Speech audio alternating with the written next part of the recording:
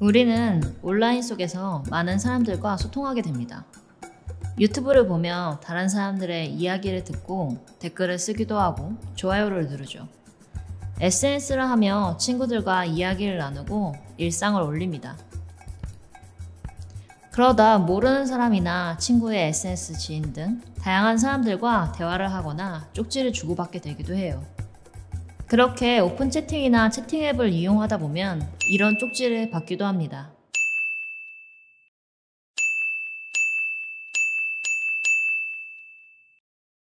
혹시 이런 쪽지를 받아본 적이 있나요? 아니면 친구에게 들어본 적 있나요? 서울 소재 초중고등학생을 대상으로 조사한 결과 36.4%의 청소년이 온라인에서 낯선 사람의 쪽지나 대화 신청을 받아봤다고 합니다. 그렇게 온 쪽지 내용 중에는 개인정보를 알려달라고 하거나 대화를 통해 알아가자, 쉽게 용돈 버는 방법을 알려주겠다는 것들이 있었어요. 성매매의 법적 정의는 다음과 같습니다. 불특정인 상대로 금품이나 그 밖의 재산상의 이익을 수수하거나 수수하기로 약속하고 성교행위, 유사성교행위를 하거나 그 상대방이 되는 것. 좀 더 쉽게 풀어보자면 어떤 사람과 만나서 성행위 할 것을 이야기하고 그 대가로 돈을 주거나 재워준다고 하거나 모텔비를 내주거나 술, 담배를 사준다거나 기프티콘 등을 준다고 하는 것을 말합니다. 만나서 성행위 하는 것 외에도 자신이 원하는 사진이나 자유 영상 등을 찍어달라고 하기도 하고 입던 속옷이나 스타킹을 판매하라고도 합니다.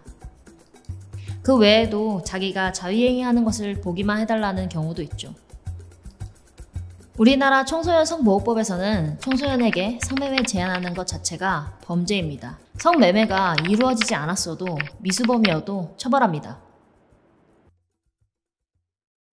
성을 제한하거나 성을 산 사람을 성구매자, 성매수자라고 부릅니다. 성매매, 성매수자의 상대방이 된 청소년은 성매매 피해아동 청소년이라고 규정하고 있습니다. 청소년은 피해자이기 때문에 처벌받지 않습니다. 성매매라는 말을 살펴보면 성을 매매하다. 매매는 거래를 뜻합니다. 거래라고 하는 것은 서로 간의 합의를 통해 주고받는 것을 말합니다.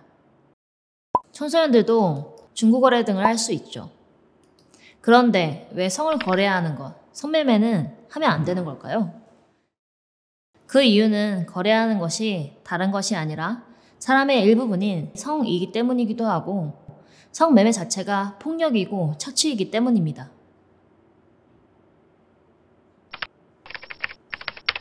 첫 번째, 왜 성을 거래하면 안 될까에 대해 이야기해 봅시다. 우리는 인간을 거래하는 것에 대해 금지하고 있습니다. 거래를 하게 되면 인간의 존엄성을 해치기 때문입니다. 그래도 서로 원하는 것을 주고받는데 왜 안 될까? 라고 생각할 수 있습니다. 두 가지 이유를 살펴볼 수 있어요. 첫 번째는 대부분의 나라에서는 인신매매, 즉 사람을 사고 파는 것을 금지합니다. 우린 역사적으로 사람을 사고 팔았던 때가 있어요. 언제일까요? 노예제도가 있던 시절이죠. 노예제도를 폐지한 이유는 사람을 사고 파는 것은 상대방에 대한 전면적인 지배권을 행사하는 것이고 그로 인해 상대방의 자유를 박탈하기 때문입니다. 좀 더 쉽게 이야기하자면 사람과 성을 거래한다는 것은 상대방의 의사와 상관없이 권력이나 돈을 가지고 있는 사람이 대상이 된 사람을 마음대로 하기 때문이에요. 한 판사는 성매매 사건에 있어서 이렇게 이야기합니다.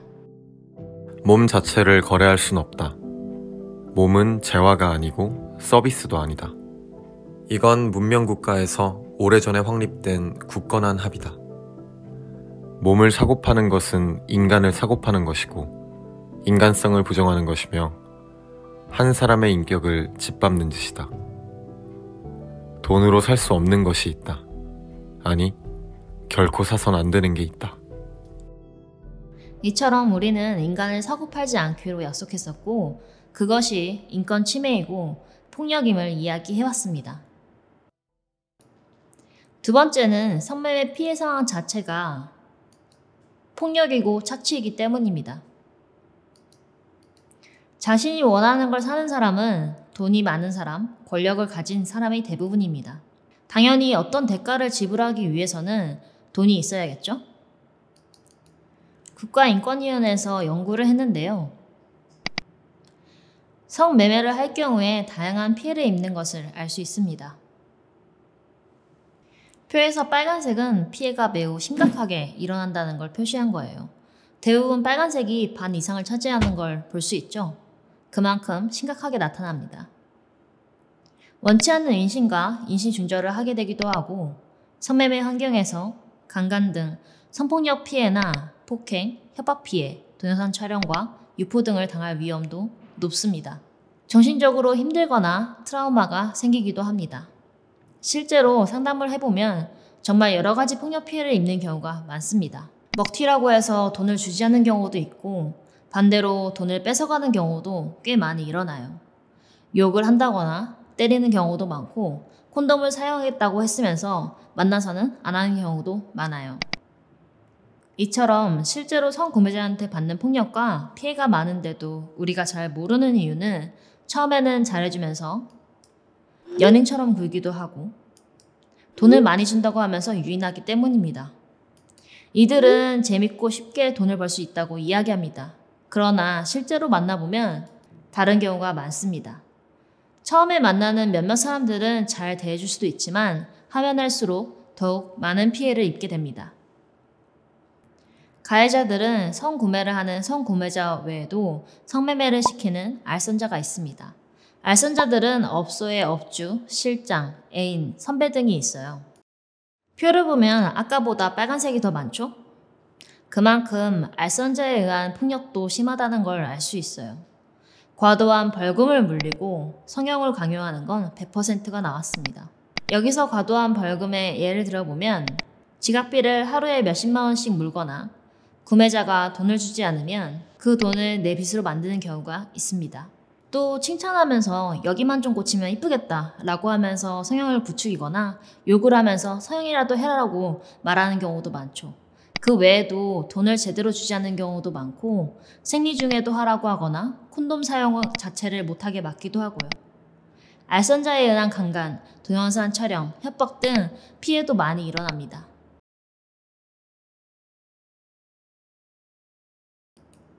이들은 처음에는 잘해주면서 이것저것 사주기도 합니다. 그래서 고마워했는데 알고 보면 내 빚으로 달아나는 경우도 있어요. 그렇게 빚을 지게 되면 도망가면 주변 사람들에게 알리겠다고 협박을 하기도 하고 다른 업소나 누군가에게 팔아 넘기기도 합니다. 처음에는 이런 피해들을 전혀 모르고 피해를 당하게 됩니다. 알선자들이 숙식 제공을 해준다고 하거나 보증금을 해준다고 하며 건전한 알바라고 속이는 경우가 많습니다. 스킨십 없는 알바라고 속이기도 하고요. 그래서 지낼 곳이 없는 청소년들이 많이 피해를 입기도 합니다. 처음 시작할 때는 실제로 스킨십이 없을 수도 있습니다. 하지만 계속 하면 할수록 점점 더 착취가 심해집니다. 그만두겠다고 하면 소문내겠다, 부모님께 알리겠다고 하는 경우도 있고요. 성매매 폭력과 피해들이 알려지고 텔레그램 성착취 사건이 알려지면서 법이 바뀌었는데요. 2020년 11월부터 아동 청소년 성매매의 경우 그 대상이 된 청소년은 피해 아동 청소년이라고 정의 규정이 변경되었습니다. 이전에는 피해 아동 청소년과 대상 아동 청소년으로 나뉘어져 있어서 대상 아동 청소년이 되면 보호관찰 같은 처분을 받기도 했습니다. 하지만 앞으로는 피해자가 동의하였더라도 어떠한 대가를 받았더라도 성매매 피해 아동 청소년이 되는 것이죠. 미국, 영국, 캐나다 등 외국에서는 이미 오래전부터 만 18세 미만 아동에 대한 성매매는 성착취이며 성학대라고 보았습니다. 그러니까 가해자들이 성적인 목적을 가지고 아동을 유인하고 부추기고 가해자의 의도에 따라 행동하게 되는 것으로 보는 것이지요. 89년도에 만들어진 유엔 아동 권리 협약에서도 성매매는 성착취이며 성학대임을 이야기하고 있어요. 아동 권리 협약은 어린이가 누려야 할 권리가 담겨 있고 이를 많은 나라들이 우리도 지키겠다라고 약속한 협약입니다. 여기서 아동은 만 18세 미만 청소년을 포함하여 아동이라고 합니다. 이 협약에서는 성착취와 성학대를 이렇게 정의하고 있습니다.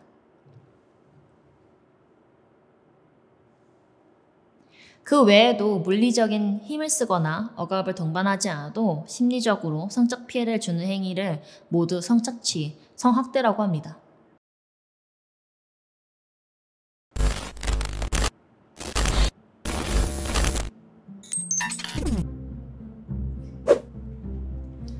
어떤 사람들은 성매매 피해자에 대해 이런 말을 하기도 합니다. 돈을 쉽게 벌어서 하는 거다. 돈 많이 번다. 자기가 원해서 한다. 선택한 거다. 대화를 왜 해서 그러느냐. 이와 같은 성매매 피해자에 대한 잘못된 편견과 인식은 어떤 점에서 문제적일까요? 사실 성매매는 구조적인 문제인데 이런 편견은 모든 책임을 개인이 지게 합니다. 그래서 문제의 근본적인 해결을 방해하죠. 지금부터는 성매매에 관한 4가지의 통념을 함께 살펴보도록 하겠습니다.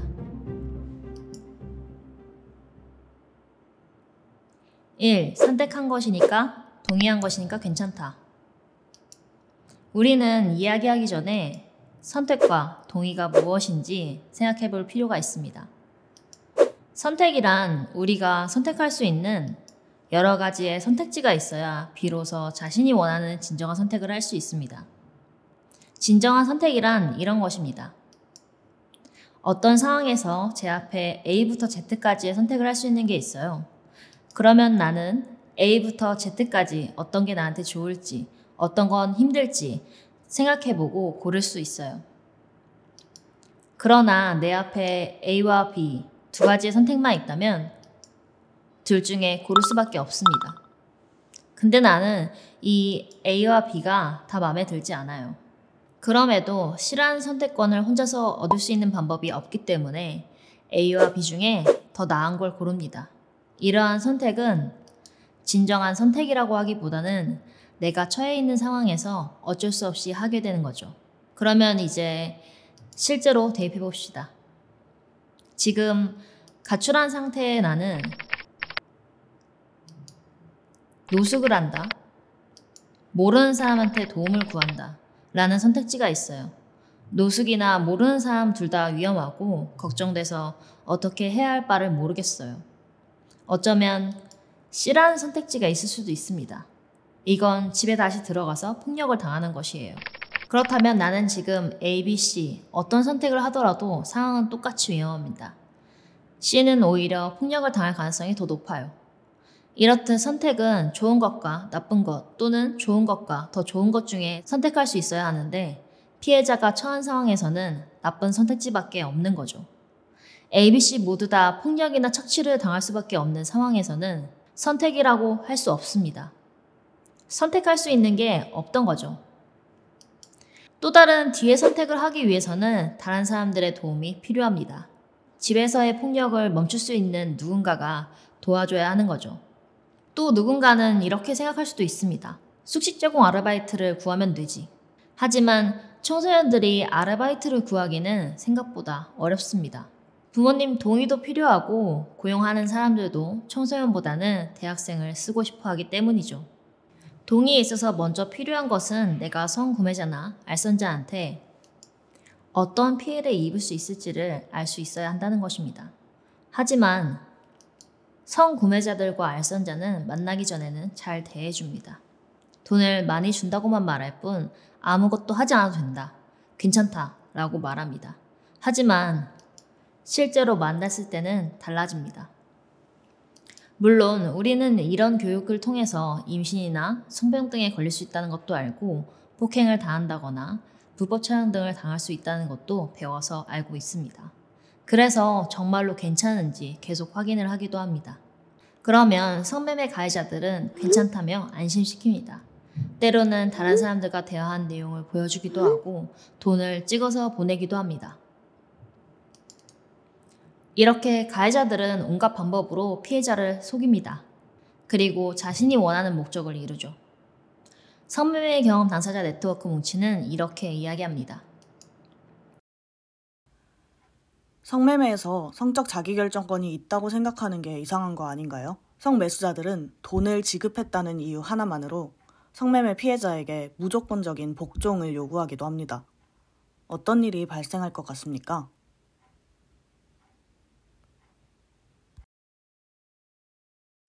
두 번째, 돈을 많이 번다, 쉽게 번다. 돈을 많이 번다, 쉽게 번다고 하는 것은 알선자들이 피해자의 피해를 감추기 위해 하는 이야기며 속여서 성매매를 하게끔 만들기 위해 광고할 때 사용합니다. 잘해주는 척하면서 빚을 만들고 벌금을 내게 하는 등 다양한 방식으로 통제하는 업주나 실장이 있고, 사귀는 사이거나 사귀는 것처럼 하면서 때려서 돈을 뺏어가는 애인이나 또래 포주가 있습니다. 보통은 이 두 가지의 알선자들만 이야기합니다. 하지만 우리가 잘 알지 못하는 알선자들도 있습니다. 먼저 랜덤 채팅 어플리케이션이 있습니다. 많은 채팅 앱에서는 이성에게 대화를 하거나 쪽지를 먼저 보내려면 포인트를 사용해야 합니다. 포인트는 유료 결제를 통해 살 수 있고, 받은 쪽지에 답장하는 것은 별도 결제 없이 가능합니다. 랜덤 채팅의 사업자는 포인트를 판매하여 많은 돈을 법니다. 앱에 광고를 띄워서 돈을 벌기도 합니다. 2020년 6월에 개정된 법의 신설 조항에 따르면 일정 규모 이상의 SNS, 방송 사업자, 웹하드 사업자들은 불법 촬영물 등에 대한 기술적, 관리적 조치를 취할 의무가 있습니다. 정보통신망법에서도 아동 청소년 성적 침해를 포함한 불법 촬영물이 유포되는 것을 막기 위한 법률을 신설했습니다. 하지만 방송통신심의위원회의 2021년 자료에 따르면 삭제 요청이 들어와도 사업자 판단에 따라 방치하거나 아예 신고 접수 건수에서도 제외시키는 것으로 밝혀졌습니다. 이용자들의 수가 많을수록 돈을 더 많이 벌기 때문에 모른 척 하는 것이겠죠? 그 외에도 모른 척하거나 알면서도 돈을 버는 사람들이 있습니다. 업소로 임대해주는 건물주, 모텔이 있고 병원, 약국, 사채업자 등이 있습니다. 이들은 우리가 평소에 이용하는 것보다 훨씬 비쌉니다. 알선자들과 함께 짜고 쳐서 피해자가 빚을 지게 하는 것이죠. 당연히 이 모든 돈은 성매매 피해자, 피해 청소년들을 착취하여 생기는 돈입니다.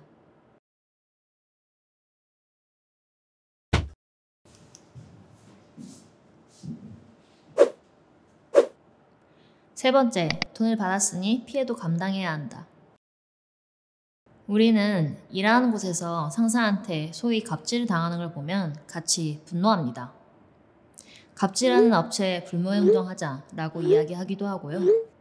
그러니까 돈을 받는다고 해서 갑질을 하고 때리는 상사나 진상을 다 받아줘야 한다고 생각하지 않습니다. 돈을 받았다고 해서 가해자가 한 폭력이나 착취는 사라지지 않으니까요.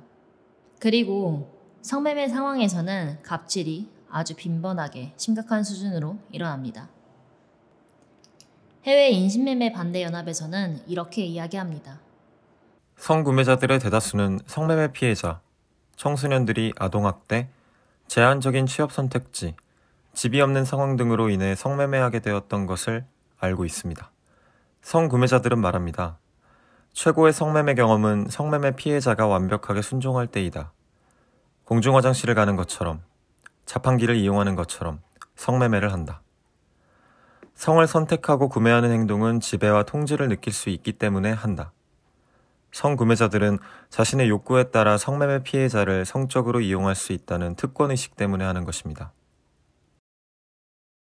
이처럼 다른 사람을 내 마음대로 할 수 있다고 생각하는 가해자들은 사람을 사람으로 대하기보다는 물건이나 도구로 대합니다. 그러니 더욱 폭력적으로 행동하죠. 이 세상에 물건이나 도구처럼 대해진다거나 폭력이나 착취를 당해도 되는 사람은 누구도 없습니다.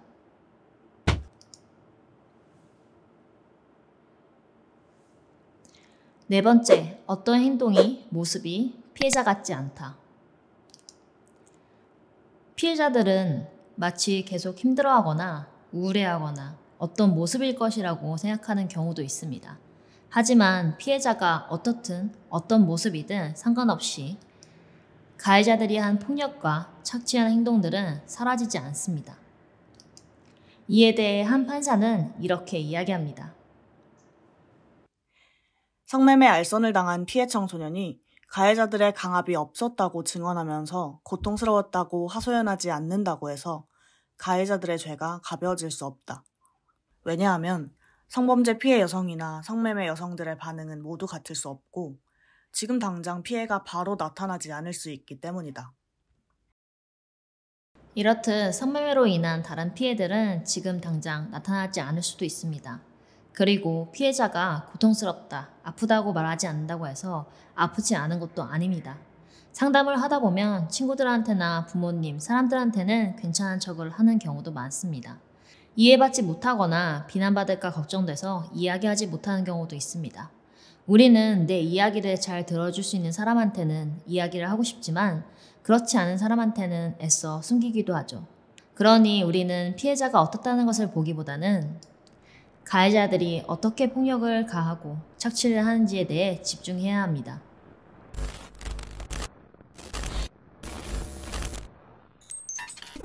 지금까지 성매매가 왜 폭력이고 착취인지에 대해서 알아봤습니다.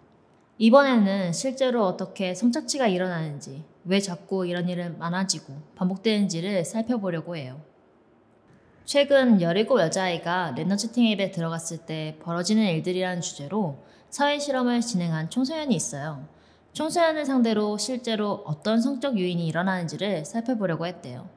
그리고 청소년 성매매가 왜 위험한지, 성매매 피해가 청소년에게 어떤 영향을 끼치는지 관련 단체 활동가의 설명도 들어봤어요.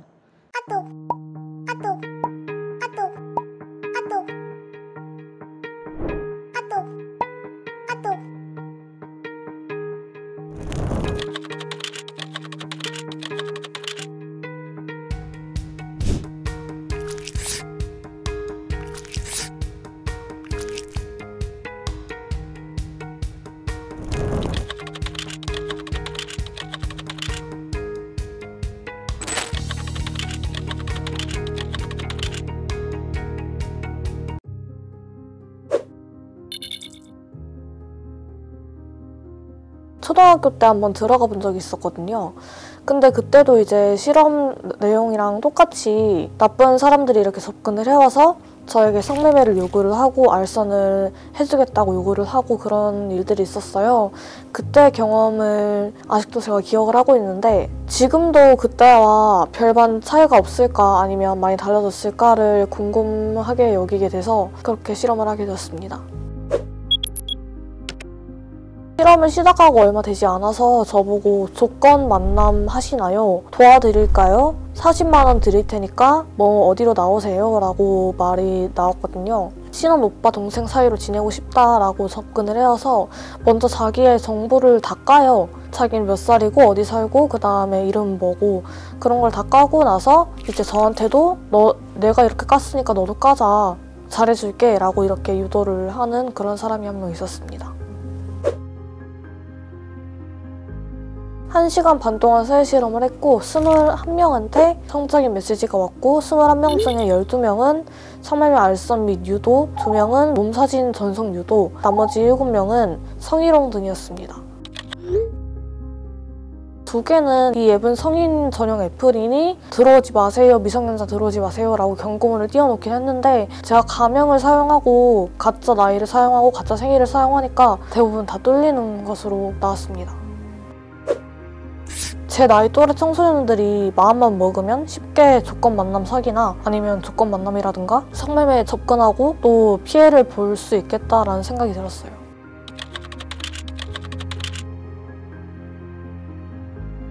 안녕하세요. 저는 10대 여성인권센터에서 사무국장으로 근무하고 있는 권주리라고 합니다. 10대 여성인권센터는 사이버상에서 성착취, 성매매 피해에 노출된 아동 청소년들을 발견하고 아이들을 성착취에 이용하는 알선자 구매자들을 신고하는 활동도 하고 있고요. 상담소랑 성매매 피해 아동 청소년 지원센터 저희 기관에서 직접 지원하는 두 사업이 있는데요. 그 사업에서 직접 지원, 피해 지원을 하고 있습니다.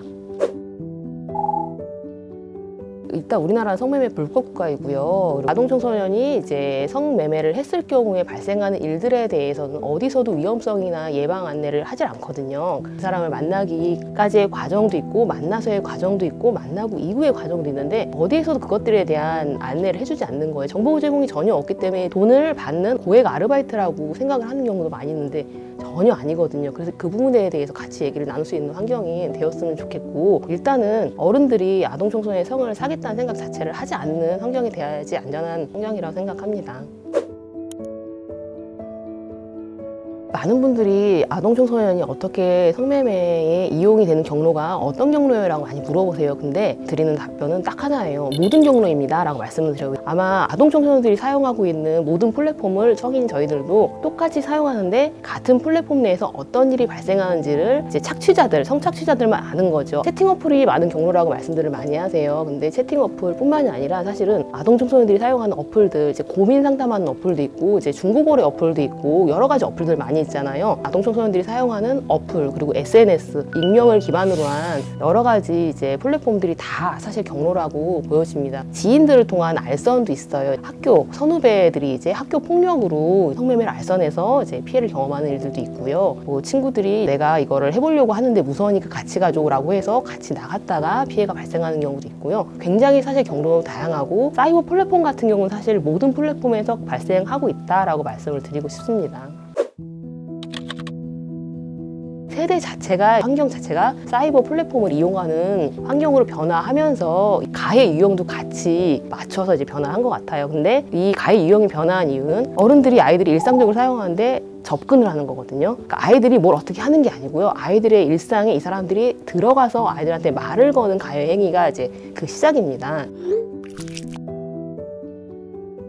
채팅 어플뿐만이 아니라 모든 이제 아동 청소년이 사용하는 플랫폼들에서 가능하다고 말씀을 드렸잖아요. SNS 같은 경우도 이제 직접적인 그런 제한 이런 게 아닌 경우에는 이제 그루밍을 동반하는 경우가 굉장히 많이 있어요. 아이들한테 뭐 맛있는 걸 사주거나 예쁘다고 하거나 좀 칭찬해주면 아이들이 그 유혹에 넘어가는 것 같은 그런 얘기들이 많이 있었는데, 사실은 그루밍 범죄는 굉장히 계획되고 정교한 중범죄입니다. 예를 들어 제가 아이랑 붙이면은 제 그 인스타그램 계정에는 이제 강아지들이 많이 있을 거란 말이에요. 그러면은 공개 계정이란 말이죠. 그러면 제 계정에 와서 저를 훑어본 사람은 제가 어떤 종류의 강아지를 키우고 이 강아지랑 언제 어떻게 산책하고 그리고 어떤 음식을 좋아하는지 기본 정보들이 그냥 게시가 되어 있잖아요. 그걸 보고 정보를 취득을 합니다. 취득한 정보로 이제 DM을 보내는 거죠. 다른 사람들한테 드러나지 않게 그 친구한테만 푸들 키우세요? 이런 식으로 이제 DM을 보내면 그 아이는 메시지를 받았을 때 이 사람도 푸들을 키우나? 라는 생각을 하면서 이제 약간의 경계가 허물어지고 대화가 이루어지는 거죠. 근데 이 상대방을 또 아동 청소년의 계정을 다 보고 말을 거는 거니까 대화가 너무 잘 된다고 생각할 수밖에 없는 거잖아요. 그러면 점점 더 이제 경계가 허물어지고 이 사람에 대한 믿음을 갖게 되는 거예요. 이런 뭔가 기본적인 친밀함과 믿음을 쌓은 다음에 사귀는 사이로 오인하게 만들거나 아니면은 너를 보고 싶다, 뭐 넌 너무 예쁘니까 네 뭐 얼굴 찍어서 보내줘봐, 아니면 네 몸을 찍어서 보내줘봐 하다가 다위하는 영상을 뭐 찍어서 보내줘봐 이런 식으로 발전하는 경우도 있고, 중고거래 같은 경우는 뭐 입던 속옷을 뭐 판매하거나 아니면 양말을 판매해라 라는 식의 접근들도 해요. 그러면 이제 아동 청소년들이 이제 그거는 성매매라는 생각을 못 하니까 이제 그러면 이제 거래를 하겠다고 이제 얘기하면서 대화를 주고받잖아요. 근데 거래를 하려고 하면 주소를 알아야 될 거 아니에요. 내 주소랑 그 사람 주소랑 개인적인 기본 정보들이 교환이 되는 거죠. 이제 판매하기로 결정을 했어요. 예를 들어서 그렇게 되면 이제 그 사람은 그때부터 너 이런 거 판매하는 애인 거 너 집 주소도 알고 너에 대한 걸 아니까 이제부터 내가 시킨 대로 하지 않으면 소문을 낼 거야 라고 하면서 더 확장된 피해로 나가는 거예요. 이제 피해가 심화될 때까지도 피해를 경험하는 친구들은 이 가해자의 말을 믿게 되는 거예요. 이 가해자들은 대부분 뭐 언제까지만 내가 요구하는 걸 들어주면 그 다음부터는 없던 일로 해줄게, 다 지어줄게 이런 얘기를 하니까, 아까 친구들이 성매매 피해가 발생했을 때 어떻게 해야 될지 정보가 전혀 없다고 말씀드렸잖아요. 어떻게 할지를 모르니까 이 사람들이 약속을 지켜주기 바라는 그 마음으로 요구하는 바를 들어주게 될 확률이 높습니다. 사실 저는 덫이라고 생각하거든요. 성매매로 연결이 될 거라고 생각하지 못한 상황에서 발생하는 성매매들이 굉장히 많이 있습니다. 그래서 성매매로 귀결이 되는 거죠. 이제 시작은 성매매로 시작하는 게 아니어도 일단은 그 덫 때문에 내가 그만두고 싶어도 그만두기 어려운 환경들이 만들어지는데요. 실제로 또 성매매 상황까지 이제 귀결이 됐을 때 그 상황 안에서도 발생하는 여러 가지 변수들이 있잖아요. 상대방이 한 명일 수도 있고 현장에서 아이를 착취한 사람이 한 명 이상일 수도 있는 거잖아요. 그 상황에서는 내가 어떻게 할 수 있는 것들이 없어요. 내가 저희가 안전을 담보가 받지 못하는 거죠. 성매매 상황에서 사진 영상 촬영을 불법적으로 당하는 경우도 많이 있고, 불법적으로 촬영 당한 걸 모르고 있다가 이제 나중에 헤어지고, 그때부터 또 내가 그때 너를 찍어놨는데 이거를 유포할 거야, 유포되지 않으면 어떻게 해야 되겠어 라고 하면서 또 다른 일로 이어지는 거죠. 친구들이 만약에 걱정이 된다고 하면 도울 수 있는 어른들이 있잖아요. 근데 가장 또 위험한 것 중에 하나가, 친구들이 도움받을 수 있는 곳을 모르니까 이제 익명을 기반으로 한 카카오톡 오픈 채팅이나 익명을 기반으로 한 고민 상담 어플, 익명을 기반으로 한 데다 얘기를 많이 해요. 놀랍게도 또 이렇게 고민을 들어주는 사람들이 착취자일 확률이 높은 거예요. 저희가 항상 저희 기관도 얘기하는 것 중에 하나는, 우리한테 얘기를 해. 우리랑 얘기를 하면 당연히 비밀 보장도 되고 그 고민에 대해서 대화도 될 것이고 안전하니까 우리 기관이랑 얘기를 하는 게 어떠세요? 라고 이제 고민이 있는 친구들한테도 얘기를 하고, 고민 상담 어플이나 아니면 채팅 어플 내에서 저희가 저희 기관을 홍보하는 이유도 그런 이유인 거거든요. 저희가 이제 나중에 피해 아동 청소년들을 만났을 때 대화 내용을 보면은 내가 봐도 너무 아이들의 고민을 잘 들어주고 아이들한테 의지가 되고 격려가 되고 지지를 해줘요. 근데 그 역할은 사실 건강한 어른들의 몫인 거잖아요. 근데 착취자들은 대기하고 있어요. 거기서 정서적으로 취약한 청소년들을 타겟을 하면 그 목적을 훨씬 더 빨리 취할 수 있는 거잖아요. 그래서 타겟화 해갖고 그 친구들한테 접근을 하는 경우가 많이 있어서 꼭 공인된 전문기관과 상담을 하라고 저희도 안내를 하고 있습니다. 성매매 피해 아동 청소년들, 자발이든 강제든 어떤 이유로 상관없이 성매매 피해가 있을 경우에는 이제 법적으로 모두 보호받게 법이 개정이 되었어요. 그래서 2020년 11월 20일부터 지금 개정된 아천법이 시행 중에 있고요. 개정된 법에 근거해서 전국의 성매매 피해 아동 청소년 지원센터들이 17개소가 개소가 되었어요. 가까운 곳에 도움을 요청을 하시면 되고요. 어딘지 모르겠다라고 하시면 저희 기관에 연락을 주시면 저희가 이제 가까운 지역에 도움받을 수 있는 기관들을 안내해드리고 있으니까 언제든지 연락을 주셨으면 좋겠습니다.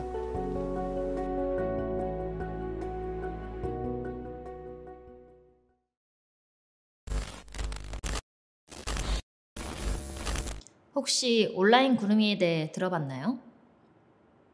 온라인 그루밍이란 온라인을 통해서 호감을 갖도록 친분을 쌓은 후 피해자가 성적인 행동을 하게 하거나 가해 행위를 하는 것을 말합니다. 가해자는 연령, 경제적, 정서적으로 취약한 아동 청소년과 친밀한 관계를 형성한 뒤 성적으로 착취합니다. 현재 청소년들은 SNS, 어플리케이션 등 온라인에서 활동하며 인간관계를 맺는 것에 매우 익숙한 세대들이죠. 성범죄 가해자들은 이러한 온라인 환경을 이용하여 아동 청소년에게 더욱 쉽게 친밀하게 접근할 수 있습니다. 그루밍 성범죄 가해자는 자신의 나이를 또래 나이로 속이거나 본인의 나이를 좀 더 어리게 속이기도 합니다. 피해자에게 선물이나 기프티콘을 주거나 공통의 관심사가 있는 것처럼 꾸미기도 해요. 이렇게 친밀감을 형성하고 신뢰를 얻어서 피해자를 조종합니다. 온라인 그루밍을 통한 청소년 성매매 피해가 많이 알려지면서 미리 예방하기 위한 사회의 움직임도 활발해졌어요. 다음 영상에서는 온라인 그루밍 처벌법이 어떤 과정을 거쳐 만들어졌는지, 그리고 그 수사는 어떤 식으로 이루어지고 있는지를 살펴보려고 합니다. 정서적인 지지를 해주며 사진이나 영상물을 착취하는 이른바 온라인 그루밍에 대한 경찰의 위장 수사가 허용됩니다. 미성년자를 유인해 성을 착취하면 처벌을 할 수 있도록 별도의 규정을 만들기로 했습니다.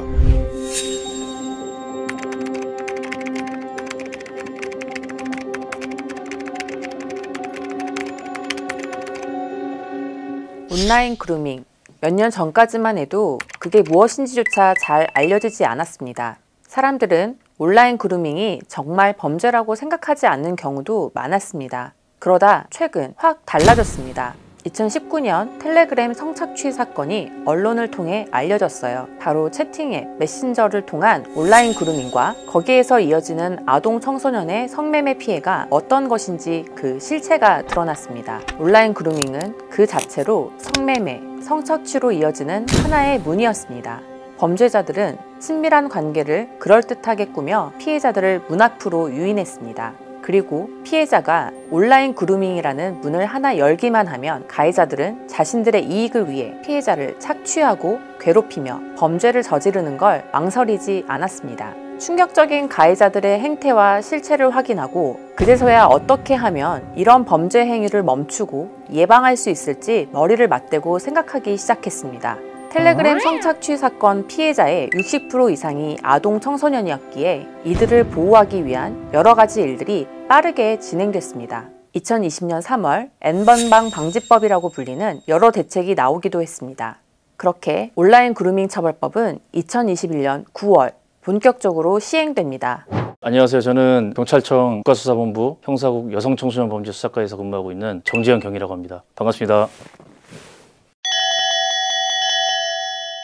기존 임의 수사 또는 강제 수사로 증거 수집, 범인 추적, 검거 등 수사가 이뤄질 수 없는 사안에 대해서 신분 위장 수사를 하고 있는데, 가해자가 개설하는 채팅방 같은 데 참여해가지고 성착취 목적 대화를 수집해서 하는 방법으로 수사를 진행하고 있습니다.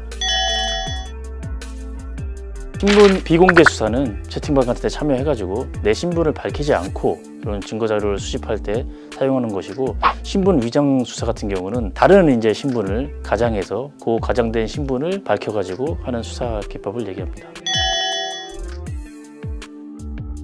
그전에는 함정수사가 있잖아요. 기회적용형 함정수사는 성매매 수사나 할 때는 많이 사용을 하고 했었는데, 법제화된 건 처음이고, 온라인 그루밍은 위장수사가 없이는 가해자들, 범인들을 처벌하기 어렵기 때문에 이렇게 만든 법이고, 미국 FBI, OSI라고 미 공군 수사대 긴밀히 협조해가지고 수사 기법이나 가이드라인 많이 살펴보고 매뉴얼을 제작을 했습니다. 전국에 위장수사관 40명을 선발해가지고 수사연수원에서 일주일간 교육을 실시했고요. 위장 수사관들이 사이버 여청 수사관들을 상대로 교육을 실시해가지고 시행을 하고 있습니다. 경찰관이 직접 가해자와 성착취 관련 대화를 나누고 이런 증거 수집하는 데 가장 도움이 많이 되고 있습니다. 기존에 증거가 없어서 처벌할 수 없는 그런 사안도 위장 수사를 통해서 수사에 도움이 되고 있습니다. 청소년 피해자들이 처음에 내가 피해라는 걸 인식을 못한다는 점입니다. 심리적 지배관계에 놓여져 있어가지고 그런 피해를 인식하지 못하다가 피해를 알게 되는 경우에는 이미 많이 진행된 단계고, 증거자료 수집이 좀 어려운 점이 있습니다. 카카오톡 오픈 채팅방으로 나랑 놀 사람 들어와라 해서 들어갔더니 미션을 수행하면 기프티콘을 주겠다 그러면서 간단한 미션을 수행했더니 또 미션을 수행해라, 미션을 수행 안 한다고 했더니 너 사기다, 너 사기로 내가 경찰에 신고할 거다, 너의 신상을 다 알고 있다, 이런 식으로 해서 점점 욕을 하는 겁니다. 피해를 입은지 모르는 경우도 많지만은 피해를 입은 걸 알면서도 신고를 못하는 경우가 많이 있으니까, 이럴 때는 학생들이 관심을 가지고 상담을 해줘야 될 것 같고요. 낯선 사람이 오픈 채팅방 등에서 기프티콘을 선물해 주겠다, 아니면 이 미션을 수행하면 게임 아이템을 주겠다, 이렇게 해서 접근하는 경우 온라인 그루밍 범죄로 이어질 가능성이 가장 높습니다. 이렇게 접근하다 보면은 이런저런 일상적 대화를 해가지고 심리적 지배를 하는 겁니다. 낯선 사람이 그렇게 아무 그런 거 없이 호의를 베푸는 경우에는 항상 의심을 하고, 그럴 경우에 경찰에 신고를 하시고 부모님이나 선생님께 상담을 하시면 될 것 같습니다. 우선은 경찰에 신고하는 게 가장 최선의 방법이라고 생각됩니다. 학생들이 경찰에 신고하는 게 만약에 어렵다면은 부모님이나 선생님에게 알려가지고 경찰에 신고할 수 있도록 그렇게 조치가 하는 게 가장 좋을 것 같고요. 피해를 입었을 때 신고하는 게 어려울 거라고 생각되고 저희도 그에 공감을 합니다. 그렇지만은 신고를 하는 게 가장 최선의 예방이라고 생각이 되고요. 그런 신고를 할 때는 증거 자료 같은 거를 삭제하지 않고 경찰에 그대로 제출을 하시는 게 가장 좋을 것 같습니다.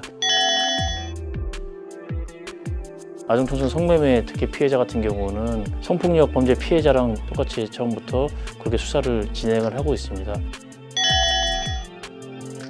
무슨 톡 하면서 만남을 하는 그런 방은 좀 가급적 안 들어갔으면 좋겠고, 오픈 채팅방 같은 데서도 많이 있기 때문에 그런 것도 좀 주의를 해서 이용을 해야 될 것 같습니다. 그렇다면 실제로 어떻게 해야 할까요? 만약에 여러분이 피해를 입었다면 상담소에 도움 요청하기. 가해자들은 사진과 영상만 보내주면, 만나주면 다 괜찮아질 거라고 이야기합니다. 하지만 실제로는 더한 협박이나 위험사항에 놓일 수 있습니다. 협박에 응하지 말고 주변의 도움을 청해야 합니다. 상담은 비밀이 보장이 되며 부모님께 알리지 않고도 가능하니 일단 상담을 받는 게 좋습니다. 가해자들이 너도 처벌받는다고 하면서 신고나 상담을 못하게 할 때도 있습니다. 청소년은 피해 아동 청소년으로 처벌받지 않으니 언제든 상담을 요청하세요. 대부분의 지원기관에서 SNS나 카카오톡으로 사이버 상담을 진행하고 있으니 먼저 연락해보시길 바랍니다. 혹시 이미 상담을 받았는데 불편했다면 지원기관이나 상담소마다 다르니 다른 곳에서도 상담을 받아보세요. 신고를 대비해 증거 수집하기. 온라인에서 나눈 대화나 협박 내용은 캡처하여 저장하세요. 연락처나 아이디, 이름, 나이 등 가해자에 대한 정보를 정리해 놓으세요. 사진이나 영상을 보냈다면 원본 촬영물을 삭제하지 말고 가지고 있으세요.